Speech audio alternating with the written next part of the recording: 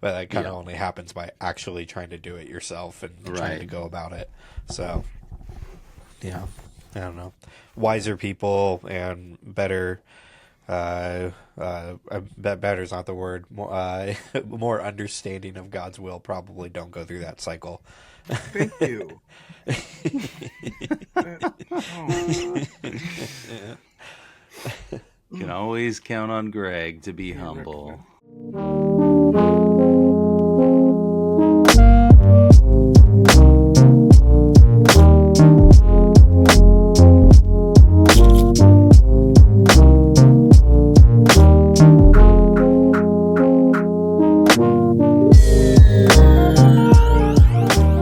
What's up, everybody? Welcome to the Odd Testament podcast. My name is Ryan. My name's Eric. I'm Greg.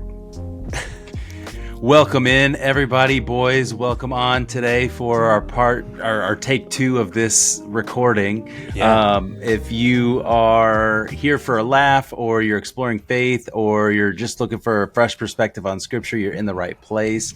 Guys, thanks for making this happen. We were having trouble yesterday trying to record. The devil was against us, but we are overcoming him today. So, how are Jesus? how pray are over you the guys Wi-Fi. doing?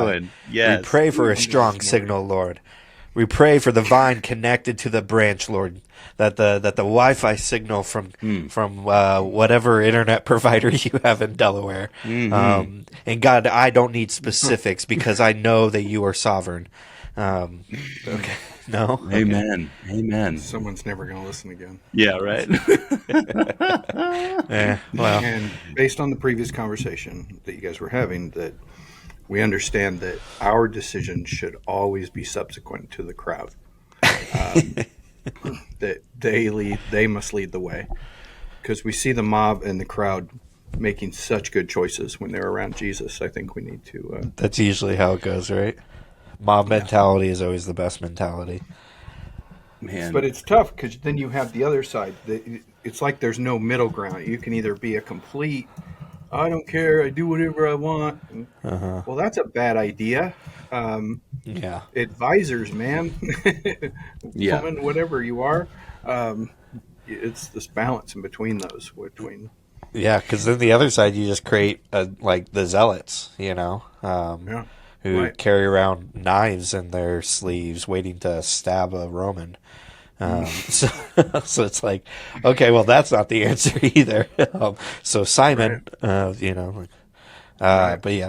Anyways, anytime I think of like a mob or like kind of yielding to pressure from a group of people, I always think of a Men in Black quote, that movie from 1997. yeah, Movie? Where, What's a movie? oh my gosh, you need to know. We gotta introduce you. did the neuralizer get on you? No. Yes. So when Tommy Lee Jones's character Kay is telling Will Smith's character about, like, when he's first introducing him to like aliens and all that stuff, like Will Smith's like, why not just tell people? People are smart. And I'll never forget it. I always remember this. Tommy Lee Jones's character says, a person is smart.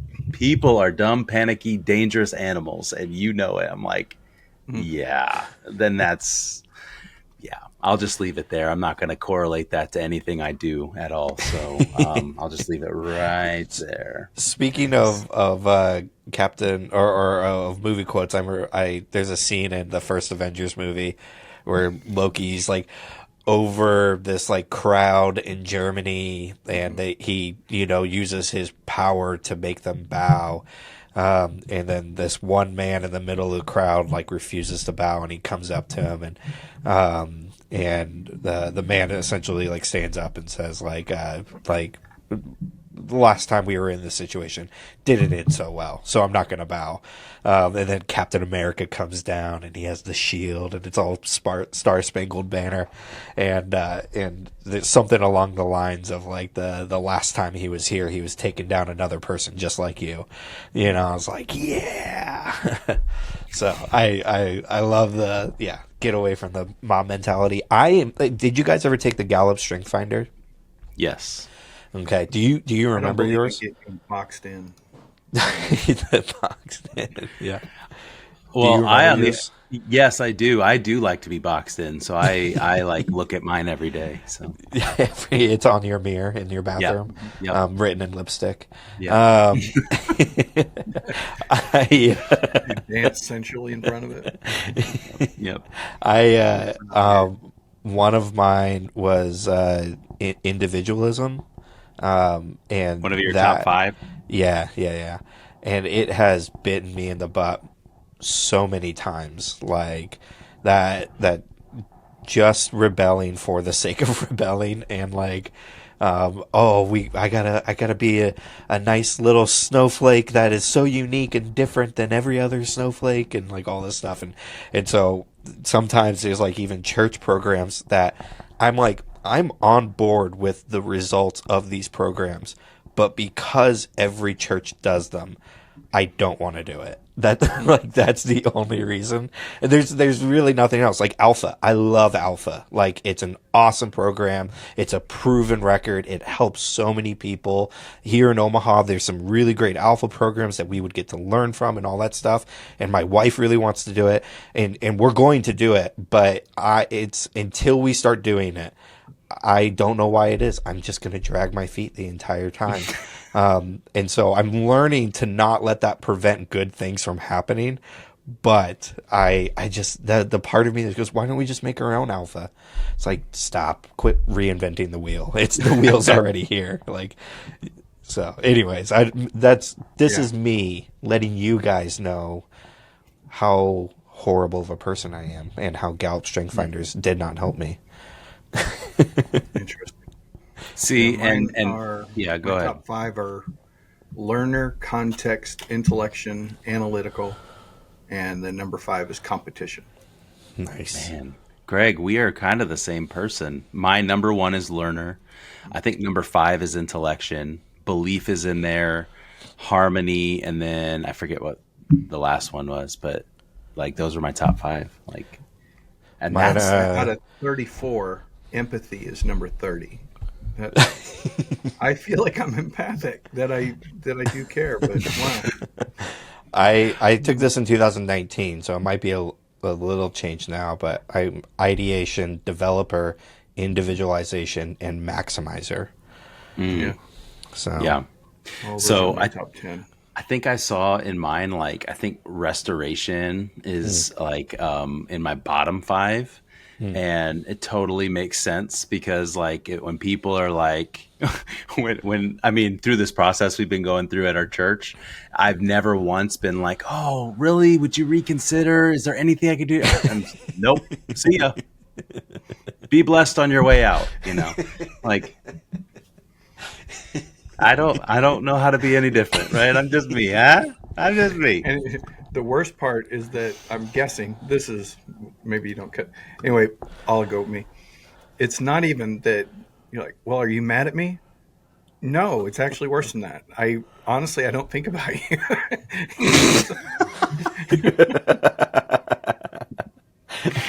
Yes. Yeah.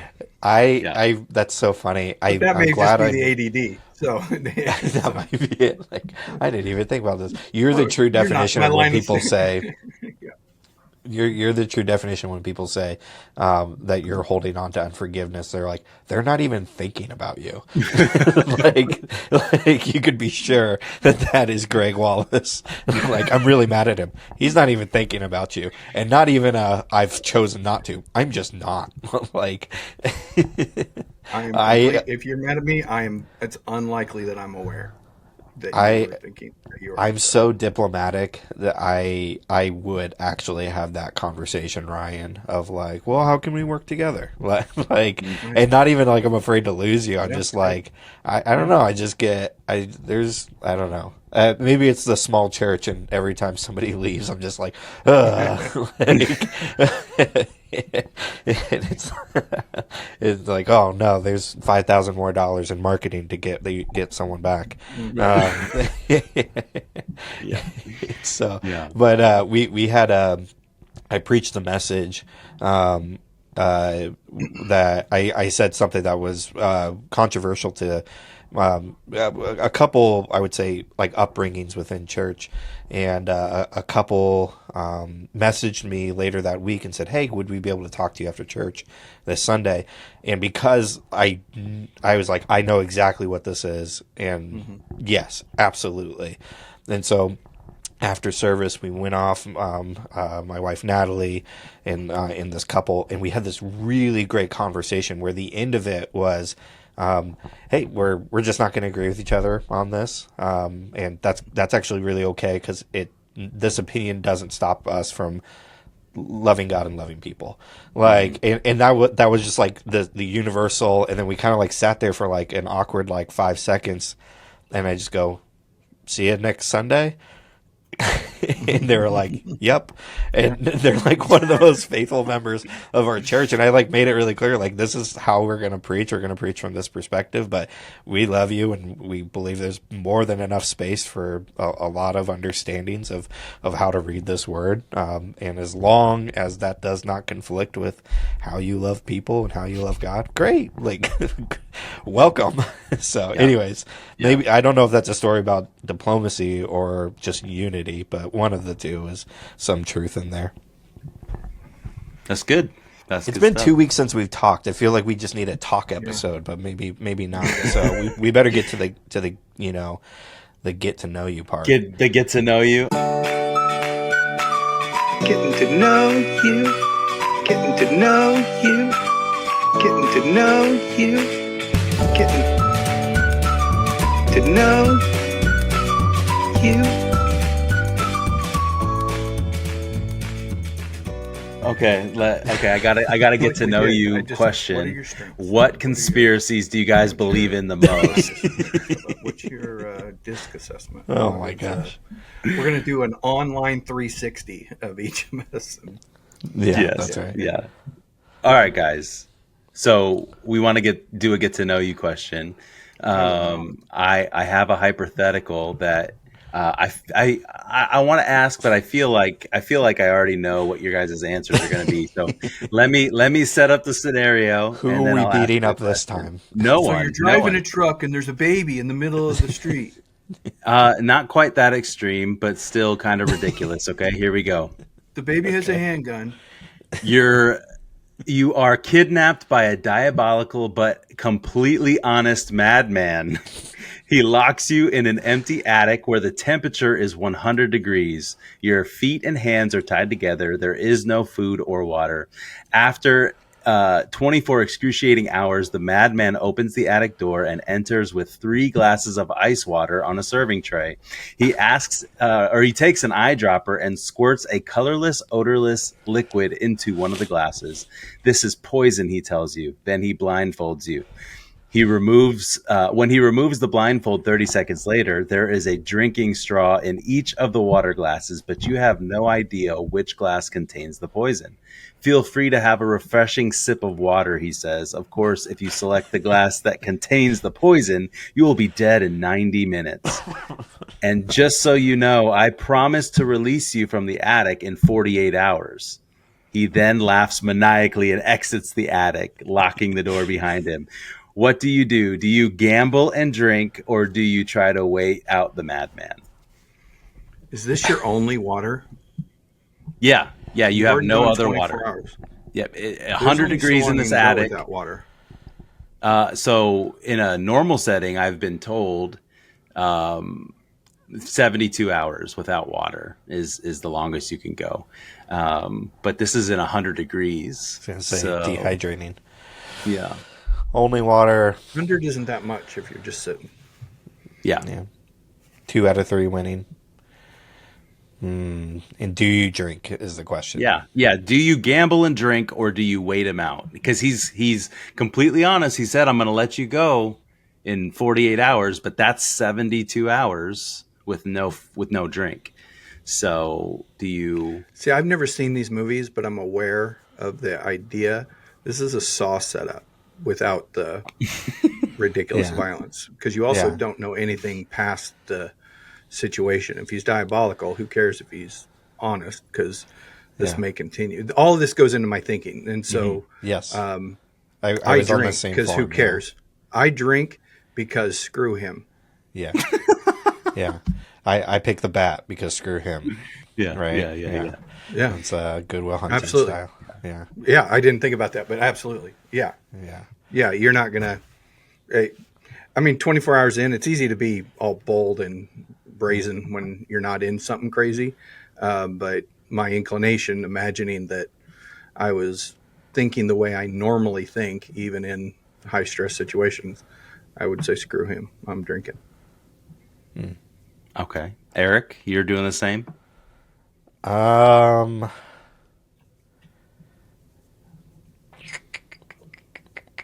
I'm one of the unluckiest people I've ever met. I've never won a raffle. I've, We're in I- the family. Yeah, I'm with you. Go ahead. Yeah. yeah, I always like in the game of chance. I always lose, which is why I hate card games. Because it's just a game of chance, no matter what the game is, unless you are just a full-on liar, which I'm a recovering liar. So I don't want to do that either. Because I feel like I have a lot to live for still. I will wait it out. So what you're saying is mine is because I don't have a lot to live for anymore. I mean, just however you want to I read get it. into it. You're 1 foot in the grave, Greg. We've established this already. Go your way. Go your way. I won't even think about you anymore. I You're think welcome. It's all about me. to the conversation we've had before of the man search for meaning. Like, I feel like my why would be strong enough to like go through even whatever the level of discomfort, pain that would come with that. I think I think I could do that. And if I didn't, I feel like I would be okay with the fact that I fought as hard as I could. And I've, whatever story would be told afterwards This would be a to people further I one. love. Is he taking it away? This would make it. I'm going to leave it here for an hour. And if you don't Temptation drink, is in I'm front of taking you, it too. away. Yeah. Because 72 or 60 hours in Yeah. You're might gonna be change your point tempted. of view. Mm-hmm. Yeah. Yeah, it keeps coming back. That's have you ever watched the YouTuber Mr. Beast? He does like all these like survival challenges, and it's like every hour he comes back and you can either take the reward or and all that stuff. This guy is cruel. Like, they need to do a study with all of his contestants years from now. Like, what was the psychological like problems he went through, and that also the people who were on Fear Factor in the early 2000s. Like, those people they gotta be hurting. Anyways, messed I don't drink. I wait it out.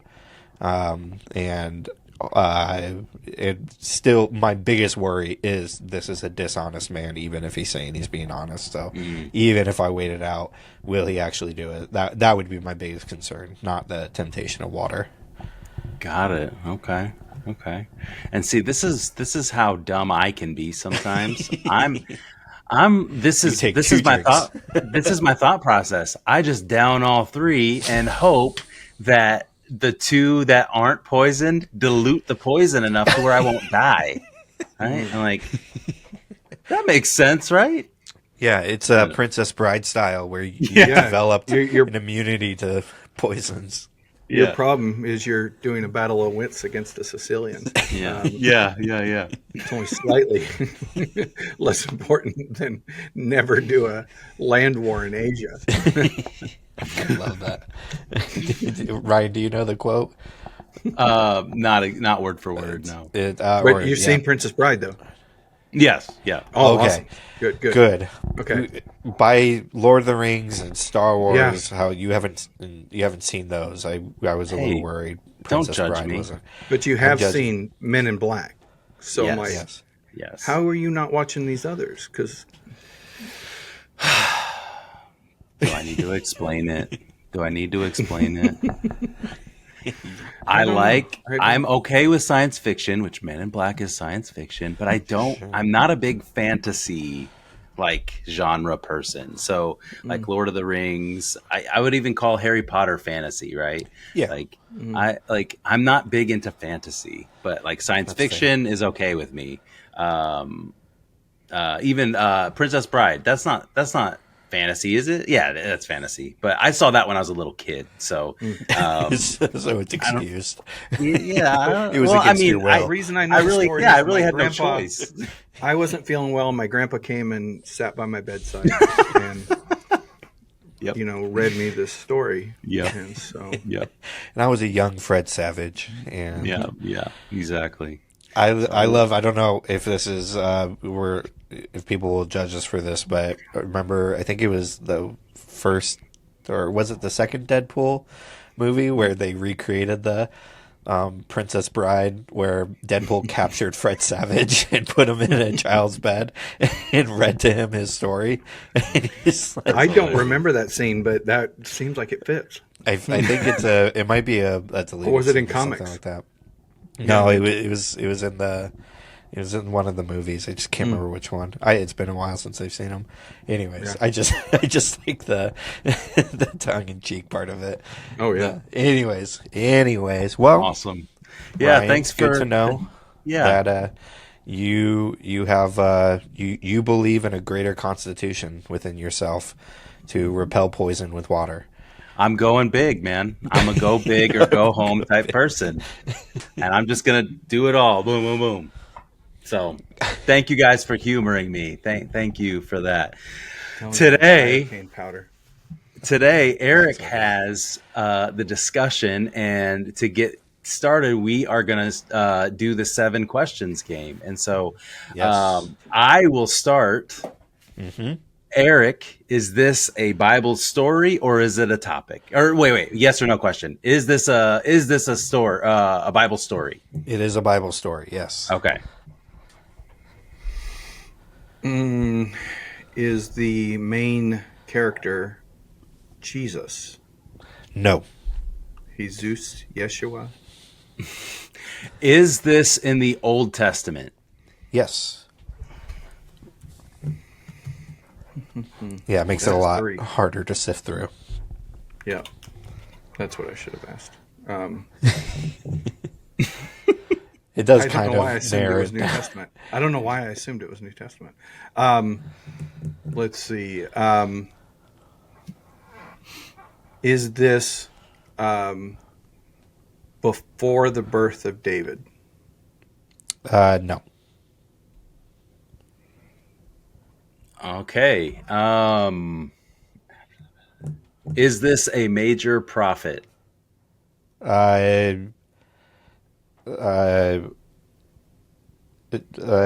Character, not book. Okay. I'll answer it that way. And this is our last one, right? No, you're doing 6. Mine is the last one.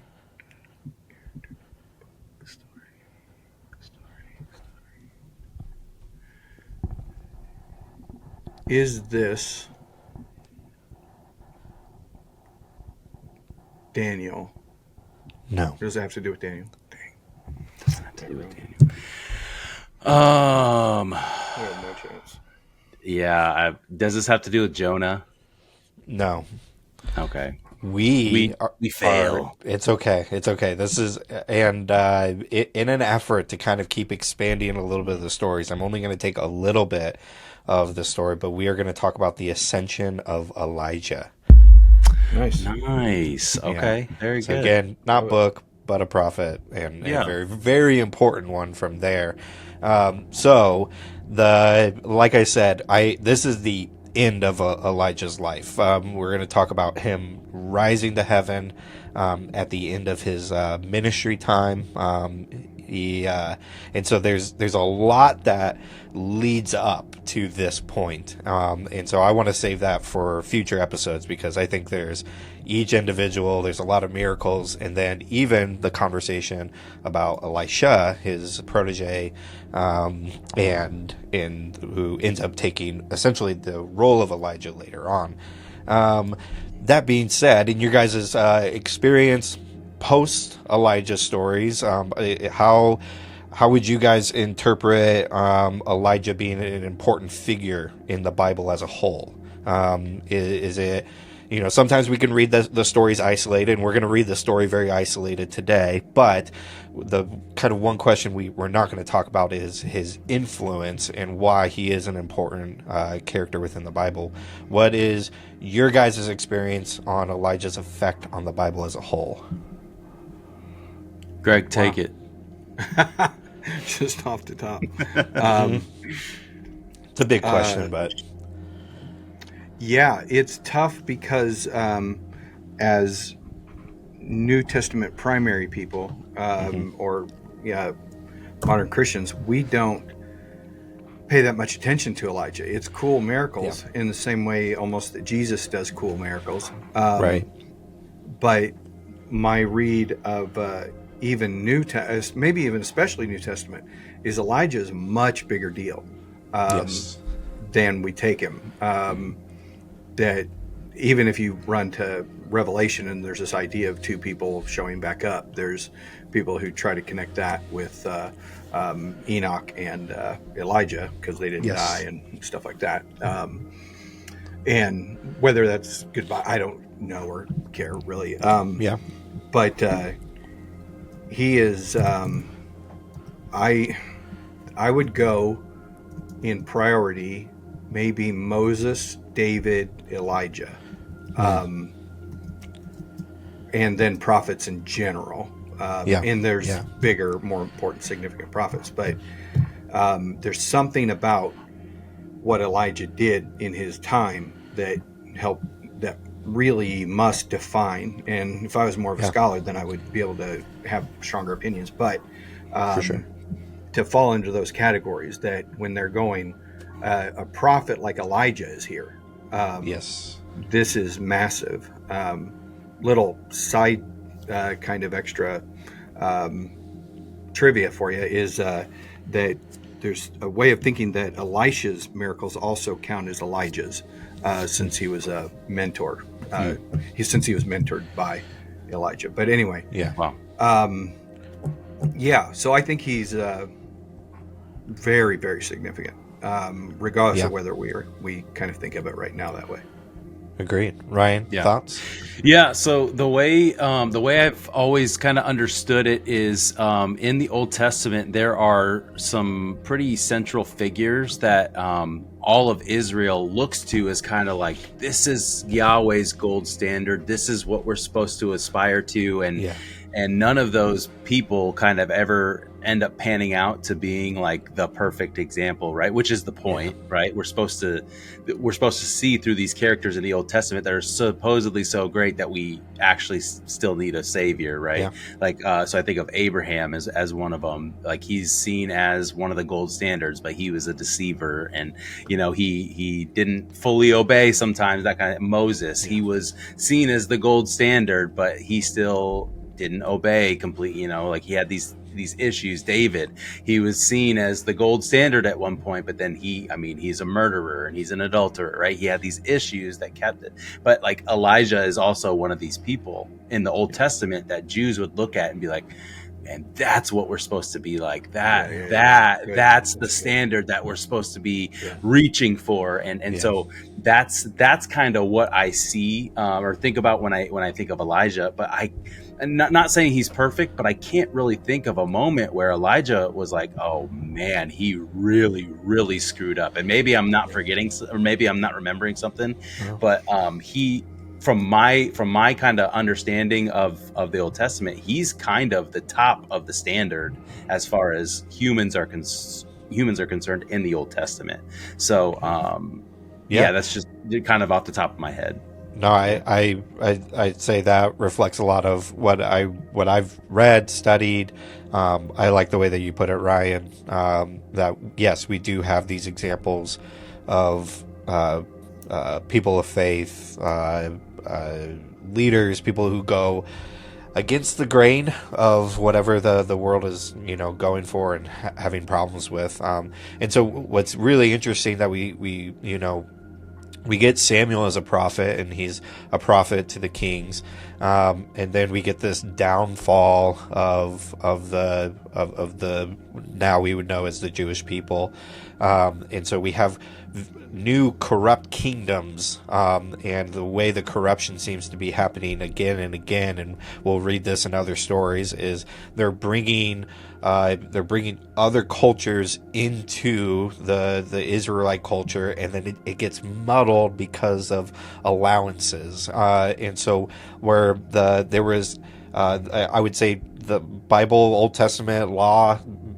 makes room for other cultures to come in, but do not inherit their ways. The immigrant will come in, the traveler will come in, and treat them well, and be an example of how God treated you and wants to treat them, but don't establish their ways. And so we get Elijah on the picture, and the time of the Israelites is there's just a lot of chaos, and Elijah seems to be this tool used by God to set a standard of power, and then also a standard of I want to say like followership. What we see from Elijah, I would say, is some of the a returning to like a generational building of the priests, of the prophets, of the people who are going to speak and follow the ways of God and set the standard of that. So yes, Elijah's very significant. We're going to come back and do stories and all this stuff. Even Matthew 17, Transfiguration, Elijah alongside Moses is having a conversation with Jesus. When John the Baptist disciples come and ask, who is Jesus? Are you Elijah? Are you Jeremiah? Are you and then even when Jesus looks at Peter and says, who do you say, who do they say I am? And says, well, some of them call you Elijah. And so there's, again, we're looking at the comparison of a standard of a type of person, a teacher, a leader, a person of power, performs miracles, a person who does no wrong. This is what we're getting from here. Yet one of my favorite things about the stories of Elijah and his character, and maybe this is just the empath in me reading into him, is he's a very, I would call him empathetic. He is very aware of the hurting of people, and even when he does things that are going to hurt other people, he seems to be aware of it. And so there's a really famous story of him taking on the prophets of Baal, and then afterwards there is a bounty on his head, and there's a lot of worry and all of the, there's all this stuff, and you could read it as like an insecurity or just the reality that there's just a lot going on right now. And this is Elijah. So anyways, we are at the end of all of this. And Elijah has taken on a protege. He's raising up the next prophet that God has called him to, and it is a man named Elisha, who is a very interesting character in and of itself. Ryan, I think you've talked about wanting to do the story of Baldy and bears, which we'll get to another time. That happens after this. So, but have you guys ever heard of this story being called the translation of Elijah instead of ascension? Have you guys heard that before? I haven't. No. It's I just think it's kind of interesting because people, you may do your study and you may Google or things like this, and this might come up. I can't see if there's like a specific denomination that refers to this specifically. Essentially means the same thing, to take one bodily form to another place in its wholeness. And so the story we're going to read here is Elijah going from earth to heaven without dying. And we get two other examples of this in the Bible, and the most significant one being Jesus. That one's called the Ascension. There's no version of it that's called the translation. So a couple different writers have said that the terminology of using translation for Elijah and Ascension for Jesus is to separate the two individuals of the divinity of one versus the other. So Elijah is translating and Jesus is ascending. So I don't know if that's really important. Just something I wanted to pass to you guys, and just things that come up in studying. So, 2 Kings. Yeah, I'd say that it's real quick. I'd say it's one of these things that I think a base question is something close to, well, what happened to Elijah? Did he go to heaven? Did he get moved somewhere else? Did he just disappear? Did an alien beam disintegrate him? And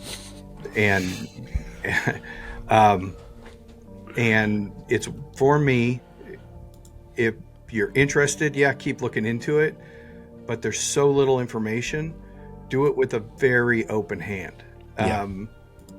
Be aware of thoughts people have, and go, but nothing really locks it down. So don't build theology about where heaven is and where Elijah is and everything else based off of very few verses doing something that we truly don't understand. 100%. So in that understanding, in that breath right there, we're going to look at 2 Kings chapter 2. And this whole story is in 11 verses. It's very quick, although there's a lot going on. It happens very, very quickly. So the story begins with Elijah and Elisha. They're going to be traveling, and Elijah's intention is he's traveling to the place where it seems, we don't get a specific command, but it seems he has an understanding God is going to be taking him. So as they pass through towns, they end up coming across other prophets and different things like that. And they all come up to Elisha and say, do you know that your mentor is going to be leaving today? And Elisha seems to have an understanding of this too. Although, again, not explicitly said in any part of the scripture. And each time Elisha's like, shut up. Don't talk about anything. We're just moving forward here, you know? Which I think there's like a reading of that where it is like the, I would say maybe misreading, which is he's trying to like ignore the fact that his mentor is going away. Instead, I would argue this is a really great story of helping the leader above you, a spiritual leader above you, stay focused on the mission that's ahead of them. Don't be distracted by the things to the left and the right and the worries of tomorrow. We talked about this before about how we all have different people in our lives that we can lift up and make sure that they follow the mission that God has on them. I read this as Elisha doing that. So in the first 6 verses, we get this like, honestly, I read this as a testing of like the final test of Elisha's tenacity, like his ability to just do it, to be there with that. I'm not going to read these verses, but I would just encourage kind of going back to that. And we get a loyalty, a lot of what we talked about recently with the book of Ruth of, hey, Elijah at one point tries to send Elisha away. I'm going to go do this. And he goes, no, I will not leave you. I will be there. And it's actually there that we see a big blessing that comes on this. Here's maybe a question. It's a little bit of a side tangent to the overall conversation today, but what is the value of serving somebody in that way? That like, even though they're giving you permission to move on, and it's someone who you would trust already, what is the value of looking at somebody in a situation like this and saying, no, I'm with you? Maybe recapping a previous episode a little bit. In this case, I would go, my thought goes to, well, I can't leave you, my job's not done. Yeah.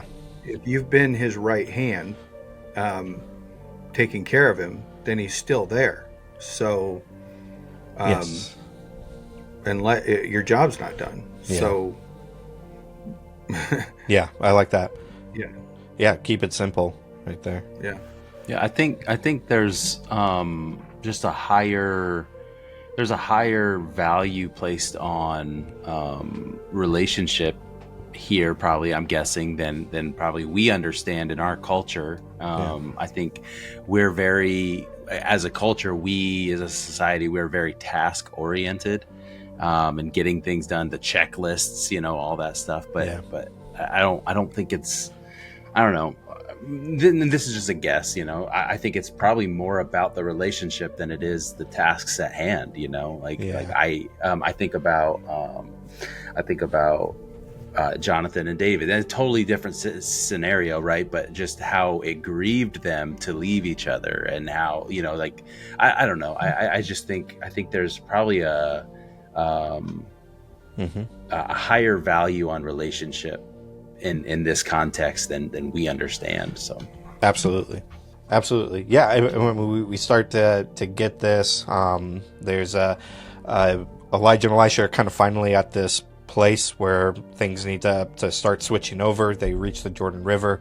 Elijah performs a miracle by rolling up his cloak and slamming it on the water, and the water divides, and they just like walk right across on dry land.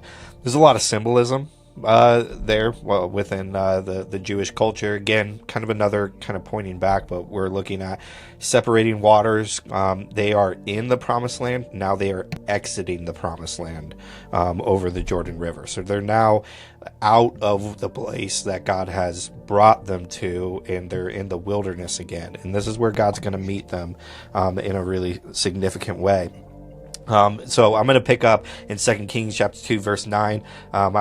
This is I think the meat of the story right here. It says, when they came to the other side, Elijah said to Elisha, tell me what I can do for you before I am taken away.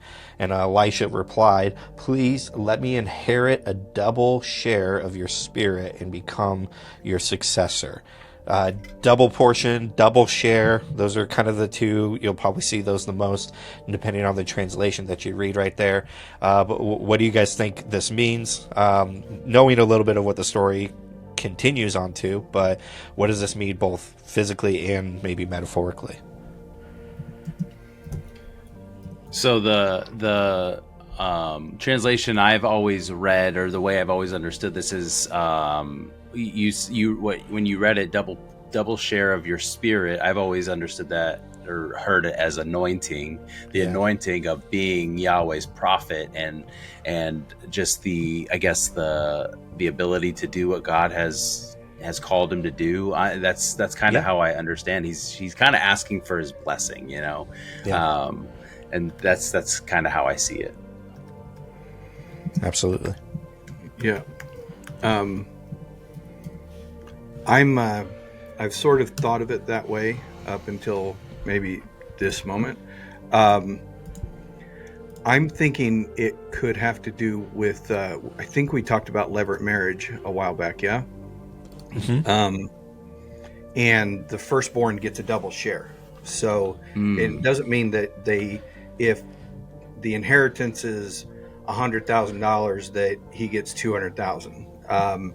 It means that if there's 4 kids, it's divided 3 ways, and the first one, you're thinking, it should be divided 4. No, it would be divided 5 ways. 5 ways. Yeah. And the first one gets 2 shares, and the others get the 1 share each. Yeah. And so he's saying, because the second part of this, and become your successor. He's saying, in this framework, potentially, I'll be the patriarch of the movement here. I'll be the leader of this. So basically, anoint me to be the next.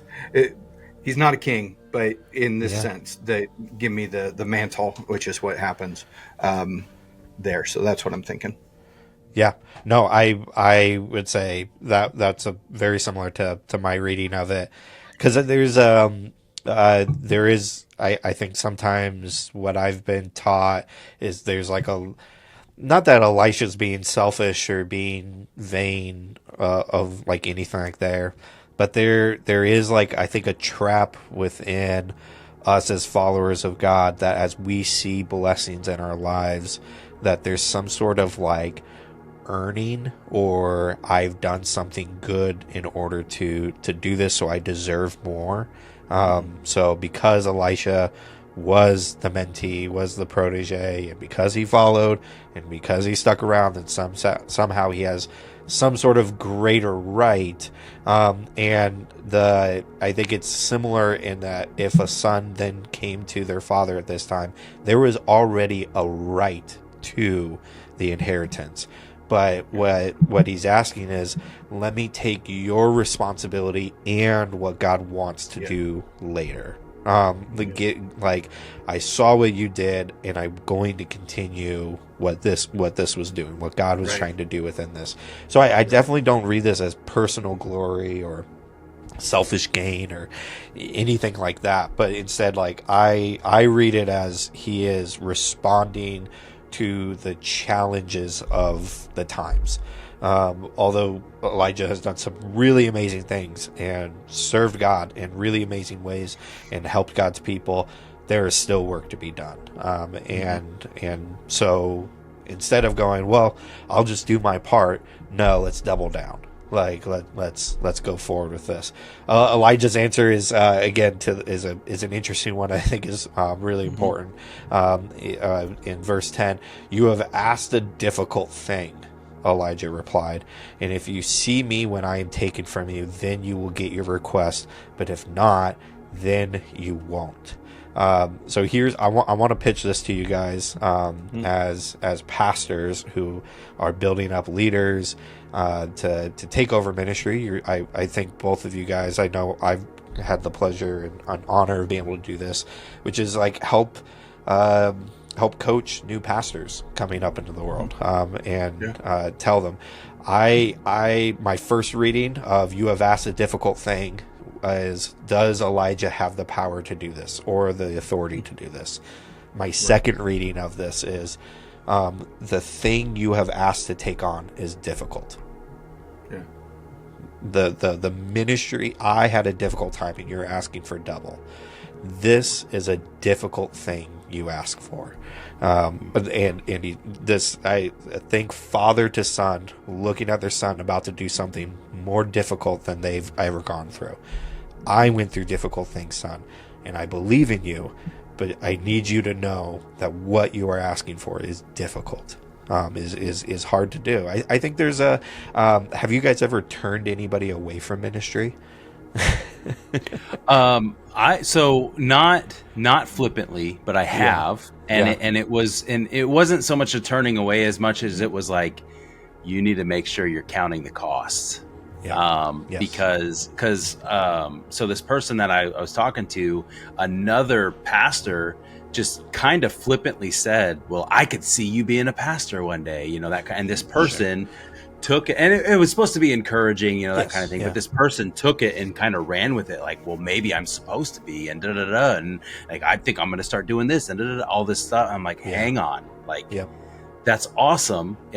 But here's the thing: you got to make sure, like, this is a mantle God has placed on your life. Yes. Because if it's not, it's going to be unnecessarily hard for you. It's going to be unnecessarily difficult. And so it wasn't so much of like, don't do this as much as it was like, just you really got to count the cost before you jump in. So 100%. Yeah. I think it's kind of I don't know if it's good or bad. It's kind of, I'd say, core to the way I mentor. Hey, we do hard things. We get to do this, though.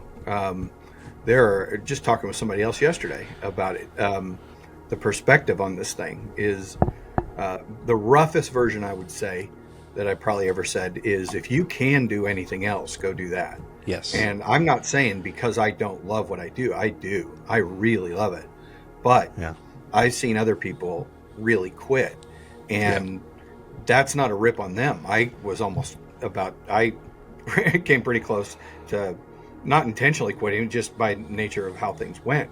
But it wasn't quitting my relationship with God. It wasn't quitting my sense of leadership or anything else. It was just, this isn't, maybe pastoral ministry isn't ahead of me, but it wasn't changing fundamentally who I am. And so this thing, if you're looking for accolades, you'll get some. If you're looking for money, you may or may not get that. I'd say money and accolades are kind of the the same way you would get them anywhere else, you'll get them in ministry. If you do work and if you want to make over $100,000, then you're going to have to do the things that put you in a position to, within ministry, make $100,000. And that, it certainly doesn't mean you'll have to compromise but you may. It depends on what your opportunities. Yeah. But that's also not the motivation for this thing. Yes. It just isn't. And so you'll have to deal with your own jealousy. You'll have to deal with your own envy. You'll have to deal with you think, I can take hits. Can your family? Can you take your family taking hits? Can you deal with the weight of decisions? So if I'm thinking Elijah and Elisha, he's got at least 50 other crazy prophets running around. Can you take the weight of them coming up and say, are we going to have water today or not? And you're like, Jim, I thought you were the water guy. Why aren't you solving this? Well, Jim got tired and Jim went on vacation. Well, did he delegate it to anybody? Well, no. So you're calling Jim and he won't answer. Well, this isn't what I signed up for ministry. No, it is. You just didn't know. And so those are tiny things, but the day-to-day grind of doing this, it's the day-to-day grind that you guys are experiencing now, which isn't evil, but it isn't easy. And it hits on your ego all the time.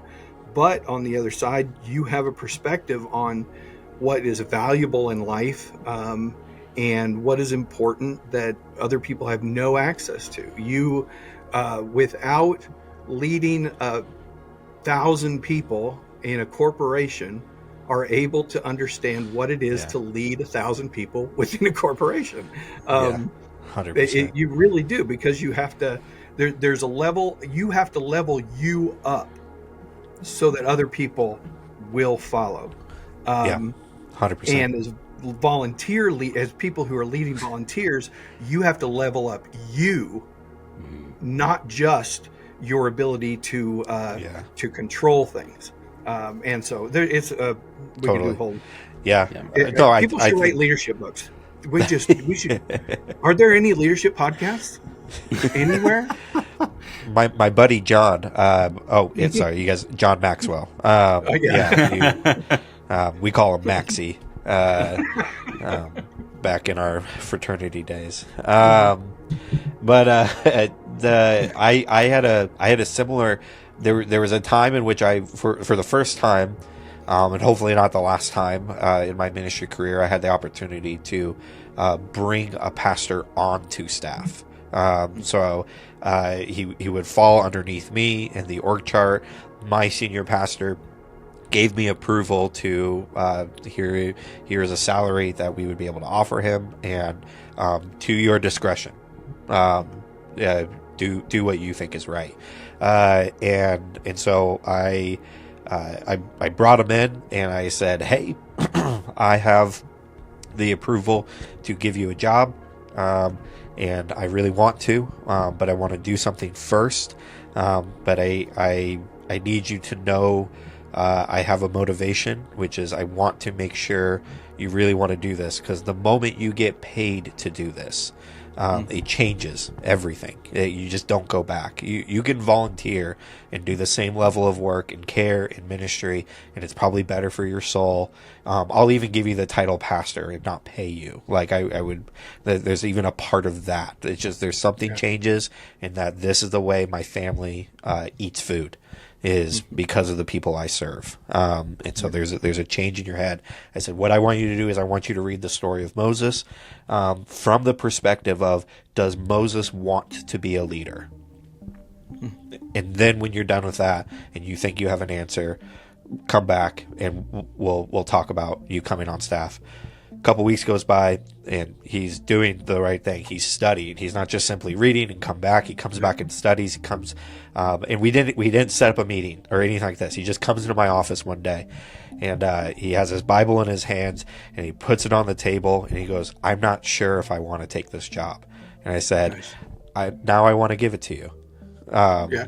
And there is the perspective of like, what God has called me to is not the thing that I'm going to feel like is what I thought it was going to be. It's not going to be a spotlight. It's mostly not going to be preaching. And I would say most pastors in my generation want to be preachers, not pastors. But that's a whole other podcast from there. Nice. And thank God for YouTube. Go do YouTube or go build a small group and help write a book. Do whatever. There's a lot of avenues. Just don't take the pastor name that me and so many of my brothers and sisters labor for just because you want to be clever. Anyways, I'll end right there. To go back to this story right here, this is the major turning point for Elisha. Elijah, it's now he is released. I am this mantle. Not only have I thrown my cloak on you at the beginning of this ministry, I essentially now give you the spiritual cloak. I now give you the spiritual mantle to carry this out as long as you see what God's about to do. And Elisha, you are the only one who is going to see this. You're going to be the only one that is a testament to the ministry of what God tried to do in my life. And so there's a make sure the story is told importance to this. So 2 Kings chapter 2, just to kind of wrap up today's conversation, verse 11, as they were walking along and talking, which is so funny, suddenly a chariot of fire appeared, drawn by horses of fire. That would be pretty disruptive. Just pause real quick. Bro, are those new sandals? Exactly. Yeah, it's cool. I like your haircut. Yeah, and just horses on fire coming from heaven. Jim, why doesn't he take care of the water? Man. Oh, I know. Man. Hey, did you see what I did with the cloak back there? Bro, I just saw a gnat. I was just trying to kill a bug, but separated waters. You gotta be careful with this thing. Anyways, I always imagine when Moses hits a rock and water comes out, he's just like, "Ooh, okay." This 120-year-old bones got some work going. Did anyone see that? Yeah. Anyway. Yeah. So it drove between the two men, separating them, and Elijah was carried by a whirlwind into heaven, which is quite the way to go into heaven, which is spinning. I don't know if I would want to do that. There's probably some spiritual significance there, but Elisha saw it and cried out, my father, I see the chariots and the charioteers of Israel. And as they disappeared from sight, Elijah tore his clothes in distress. This is his mentor is going away. He's who he's followed, who he gave up everything for. I think this is an appropriate response to this. I don't see him tearing his clothes and worry. But just I'm gonna miss somebody that has cared for me and I cared for them. So anyways, this is I want to end here, and the last question that I kind of want to put to you guys is this the only way to hand off a mantle of leadership is through giant acts of power? No, the real question, I guess, is who was a leader in your life that you feel like at a significant turning point in ministry was able to hand a piece of what they carried in their ministry off to you. And maybe they didn't stop their ministry, but there was a clear separation between mentor and mentee, and you went off on your own, but you took something with them. Do you have a person or maybe an example of what you a part of their ministry that you've carried with you? So the first thing I can think of right off the bat is the first time I was ever asked to lead a small group. I took over the small group of the guy who kind of mentored me, and it was a big deal to me. It was a big deal because Yeah. everyone in the group loved this guy, but also like I just felt the weight of responsibility of it. It wasn't like this small thing, and so I can remember, I could just remember almost obsessing over this position, and not in a bad way, but like I gotta make sure I'm doing this right. I gotta be doing the right. Yeah. I gotta, so anytime I stepped into a position like that, but then even like I even felt that when I started stepping into vocational positions, not at the same church, but I felt like I was still taking on that mantle, of like, this is how it's supposed to be done, or that kind of thing. And so no matter where I went, no matter the church, no matter the position, I felt that pressure almost of kind of living up to what preceded me, or what kind of raised me up. So. Yeah, Love that. Absolutely. To be able to move into ministry that hasn't been destroyed or let die or brand new is a really cool thing, because my first two had been one was destroyed and that was the first one, and that's a big word for that. It was complicated, but let's go with that. And then the next one in particular had been left empty for so long that it was nothing, and so having to rebuild that. So there's the history being negative is a little tougher. So when I come into history being positive, is stepping into Bellevue Christian Center, where the history is relatively short as far as leaders, and one of them is at that point in time one of the most famous youth leaders ever, at least in our circles. And so feeling a real sense of responsibility there, and get the chance to do that and stuff was significant.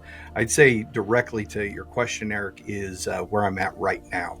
So even at in my mid 50s, just took on a pastoral role again within the last year, and the previous guy, Pastor Mark, is just a man of God. And he's not like you get around him and you feel power emanating off of him or anything like that. It's that he's in his young mid 70s, and this last Sunday I look over and he's come up front during worship and he's on his knees.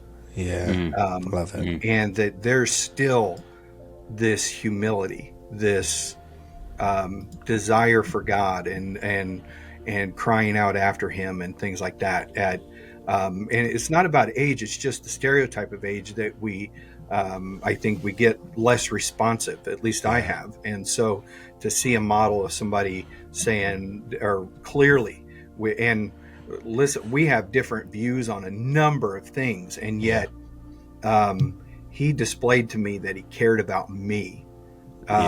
He displayed to me the way I'm wired and all my history. He displayed personal loyalty to a degree that I was like, oh, you're different. I don't know what to do with you. And and so to be able to now, it was weird for me to change his office when I moved into it. It was that I was like, but I have to own it. But at the same time, even though the office is up different, I'm still sitting in a sense in his seat. And in those who have gone before me. And so my desire is to live up to that. At a minimum is live up to that. And then how can we now continue to make it improve and accomplish the things that and not only he believes in, but the church believes in at its best level. And so me doing that is honoring the things that have been gone before me. And I just, I appreciate Pastor Mark to such a degree. It's hard to describe. I love that. I love the, one of the things I think potentially expressed in what you just said right there, but I've been thinking about as far as generational ministry goes. I've been a part of mostly young churches as far as my personal ministry career, either startup churches or just young in their life. Like it is the pastor who found it is still the pastor in charge there. And so one of the, and then being a second generation pastor, being a pastor's kid, now a pastor, there some of I've had some thoughts about the living in the shadow of ministry leaders who have gone before, and in my years, much longer years of immaturity, it has been, I gotta somehow escape the shadow so I can be my own pastor, be my own thing, and do all these types of things. And something I like that you just said is, instead of looking at the shadow as a place you get hidden from the crowd, think of it as a place that cools you from the sun. It's shade, not hiding. It's not darkness. So there's one of the things that I want to encourage anybody, pastor or not, that if you have somebody that has been able to speak into your life, look at their teachings as an opportunity to be rested, that someone has gone before you and has done this work. You're part of a long line of followers of Christ, back to Elijah. And before, and so be encouraged by that. Yeah, for me, the quick answer is you, Dad. You're my, so I am following ministry. Like I said, I'm second generation pastor, and so, but in so many other things, it's continuing ministry that we got to do together for a little while. And so I love it. I love this story. Elisha's such a funny character to in person, not just character. His characteristics are kind of funny, but yet very, very powerful. And I can't wait to do more stories on that. But anyways, guys, that was the translation of Elijah, or ascension of Elijah. What a weird story. We didn't even really talk that much about Chariots of Fire, but I will say this really quick. As you asked this question, I thought about like who raised me up to kind of take, from the vantage point at me being Elisha, right? Like who did I follow? Who raised me? But I think there's also the other vantage point is really important to understand too, of who are you raising up to take your mantle. I think this is especially important in ministry in America, at least. So according to the Barna Group, the average age of a first-time lead pastor in the United States, you guys want to take a guess? I'm going to guess 32. 54 years old. Oh, it's high. Is the average age of a first-time lead pastor. And that's any context, right? Whether it be a church plant or taking over an existing church or whatever.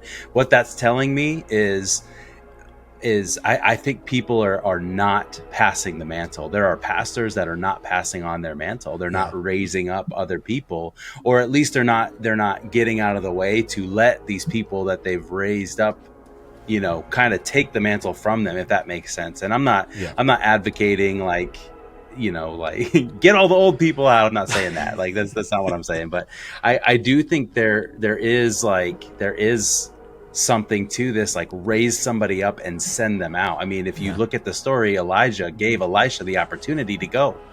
Once he was raised up, he okay, now you can go if you want. Elisha's like, nope, I'm not going anywhere. I'm going to stay here. But he had the opportunity to if he wanted to. And so I think just as important as taking the mantle from somebody else, like we have to be raising somebody up to take the mantle from us. Yeah, and you got to be somebody worth following. Yeah, for sure. Absolutely. Yeah, I would be interested in the data and where it comes from, what builds it up. And there are churches that if you're too young, you couldn't manage, to be honest. You don't have enough experience. It'd be the same question of what's the average age of CEOs, and is age actually hindering, or is wisdom being built, or whatever the other side is, and just the dynamics of leadership promotion, and if you think of it as promotion and things like that. So I'm not opposed, but I'm also 55. So, or 50. No, I'm 54. Sorry, getting ready to turn 55. Assuming I survive till November. And so, yeah, I think there's value. I don't think 50 is old. It's certainly not young. I'm not arguing that. But yeah, there's this balance. I think even, let's say you do have 50, over 50, like we're currently thinking, we actually need to get more input from people that are younger than us.